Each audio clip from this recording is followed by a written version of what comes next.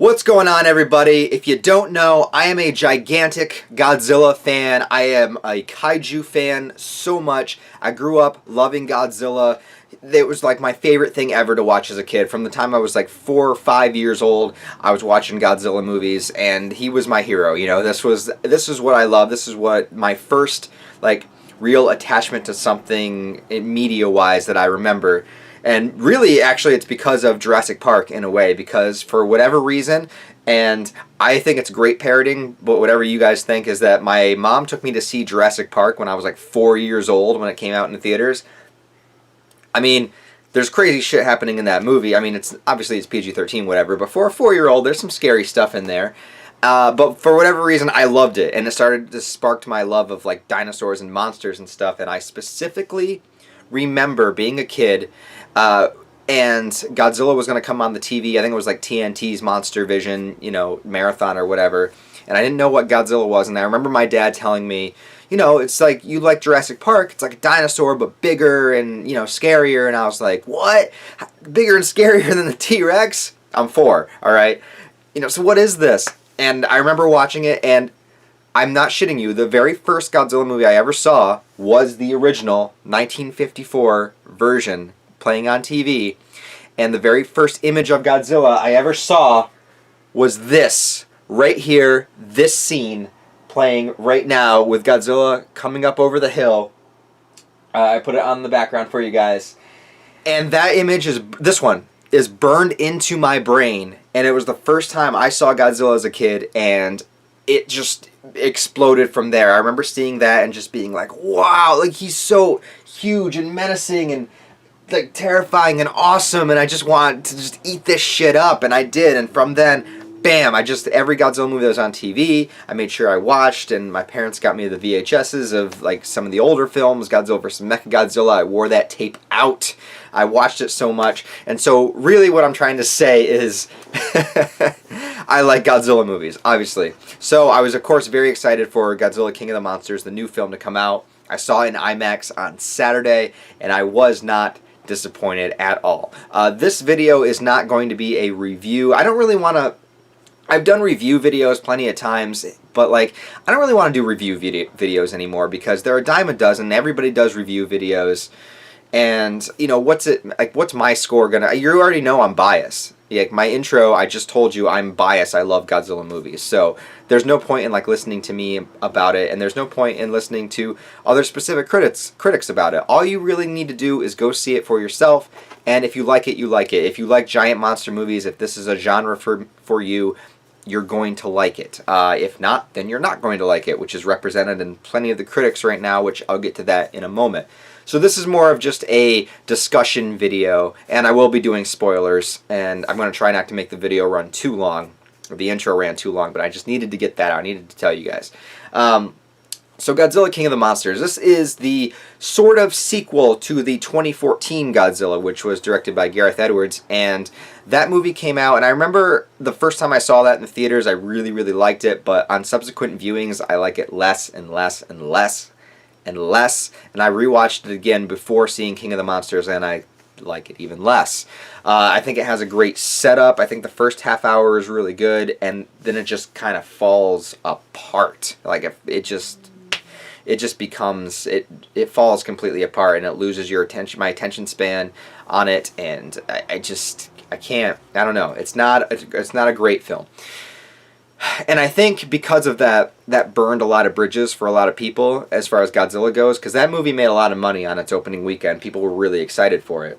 And I think because that wasn't the kind of action spectacle people were expecting, I think that really played into the box office results of this Godzilla, because I think people got burned on it. I think people got burned, and they didn't really want to see another one. They're like, the last one wasn't good. I don't want to see this one.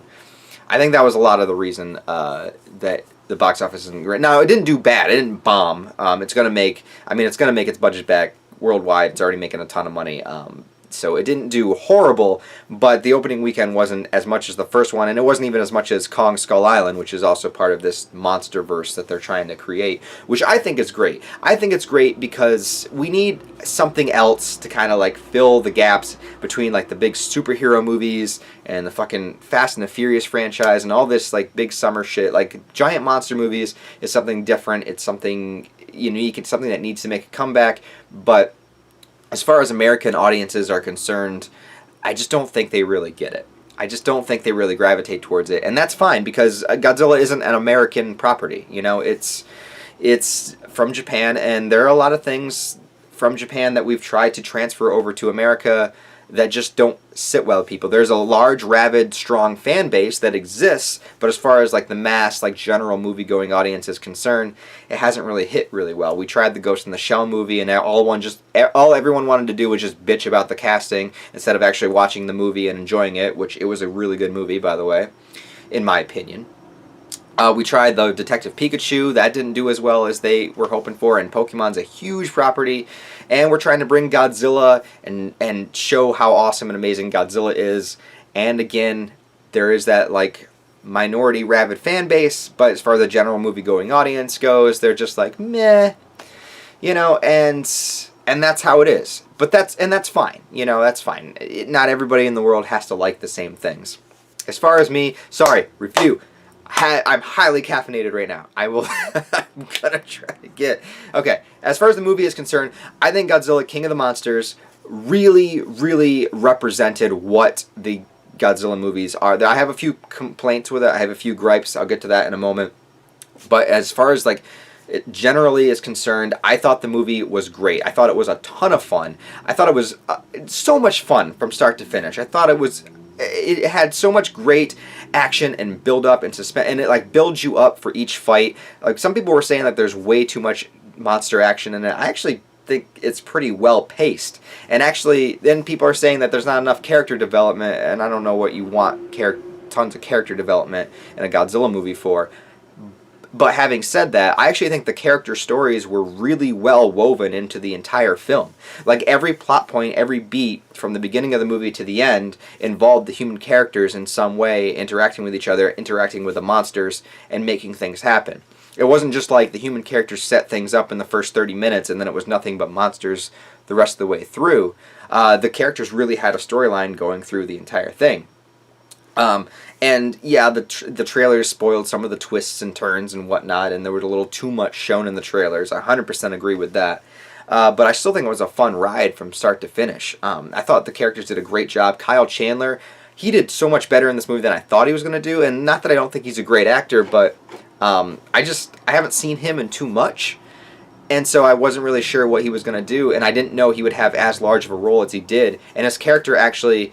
he studies animals. He is a photographer for animals and everything, and so he understands their like hunting patterns. He understands their mating patterns. He understands how animals work, and so like his character was integrated into the plot, into like discovering how these monsters are working with each other, how they're working like animals, how they're going for the alpha and everything, and like rivaling for the alpha status and everything. Their attack patterns and to their intimidation techniques, and like he understood all that. And they also really expanded on Ken Watanabe's character from the first Godzilla movie, which he didn't really have a ton to do except say, let them fight. In this movie, he actually has a lot to do, and he has like a really emotional scene, and I felt emotional about it. I don't know if I should talk spoilers. I probably should. But we'll save that. Anyways, he has a really emotional scene in the film that I thought was great, and that just the little kid in me just kind of wished that I was his character in that moment, having the moment that he had.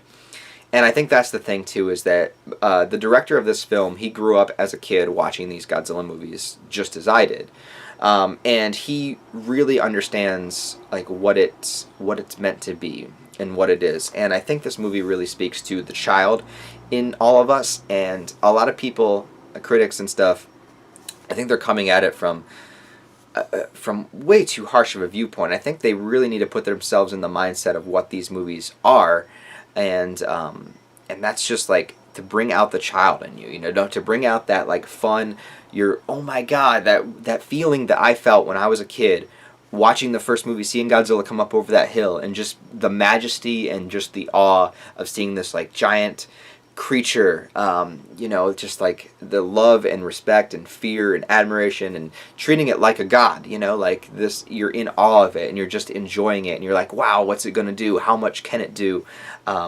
What are its abilities? Let's just see this thing do what it does, and that's what it is. And I think this movie just really like penetrated penetrated the child in me. That would not come out. That's just not. It brought the child in me to the surface, and I felt like a kid watching these movies again. And I think that's how it was meant to feel, and I think that's what the director was going for. I think he was going for, what did I feel as a kid watching Godzilla movies, and I want to make people feel like that, or at least the people that were kids, I'm going to make them feel like they're a kid again. And that's how I felt watching this movie. I think the action scenes were great, and I think they were used very sparingly throughout the film. Like I said, it's not just one giant monster fight that goes on forever. You get a little bit here, a little bit here, a little bit here. The ending is great. The final sequences are so good. The choreography is really good. There are a couple of times. Well, I'll get into my little gripes with the movie. I have very, very few gripes, but they're gripes. Some of the times when the monsters were fighting, you're like kind of getting it. You're trying to see what's happening. You're seeing the choreography, and you're like, okay, I get it. And then it would the camera would either move away in a strange way or cut back to the humans and stuff. So you couldn't really fully grasp the whole choreography or everything going on. That's a minor gripe. It's whatever. I have two other gripes though. One is there was not enough city destruction. Now, one of the staples of a Godzilla movie, since its incarnation, is, it's a metaphor for, human beings tampering too much with technology and Mother Nature striking back, and, how much power are we able to have, all this kind of stuff. And seeing Godzilla or any other monster, walk through a city and destroy buildings that are in his way, walk over buildings, destroy them, we didn't really get a lot of that. We got one good scene of that with Rodan, which I thought was really good, but we didn't really get any of Godzilla going through a city and destroying stuff.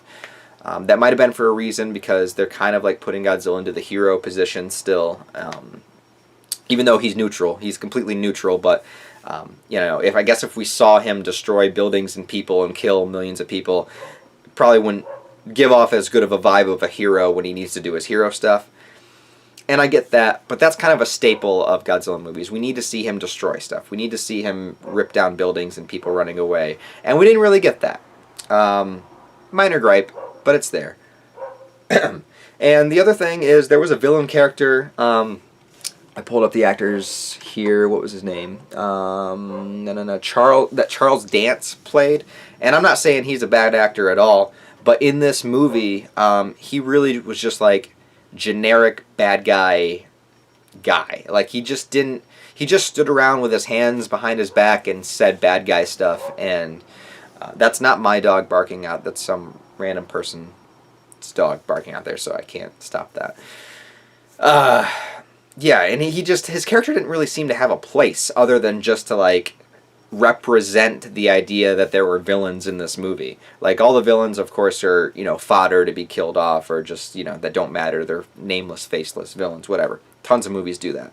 But this guy was like the head of all those villains, and he basically was just there to just be the guy, just like to let you know that there's bad guys here. And he didn't really, I don't know, his character was really annoying and boring and didn't really add anything to the movie. Vera Farmiga was really good in it. Millie Bobby Brown, of course, was great. She's from Stranger Things, and I think this is her first movie role or big movie role, and she was great. She had a story to do through the whole movie. Maybe not a ton to do, but enough to do in a Godzilla movie. So bottom line is, I really liked it, but I'm biased. I'm a big Godzilla fan, so if giant monsters are something that appeal to you, that appeal to the child in you, or something that you could have a lot of fun with, you're going to like this movie. If you don't like that kind of stuff, you're probably not going to like the movie. And that's going to lead me into talking about some of the critics and all of their stuff. Now, a lot of people are not liking the movie. And I get it, because this stuff isn't for everybody, but their gripes, to me, seem to make no sense in the context of the movie that they are reviewing. Like, they seem to want some sort of deep philosophical meaning of, of life through this movie, and really the only Godzilla movie that's ever done that is the original, and I guess Shin Godzilla, to an extent. Besides that, the movies have all been kind of fun, sci-fi, fantasy,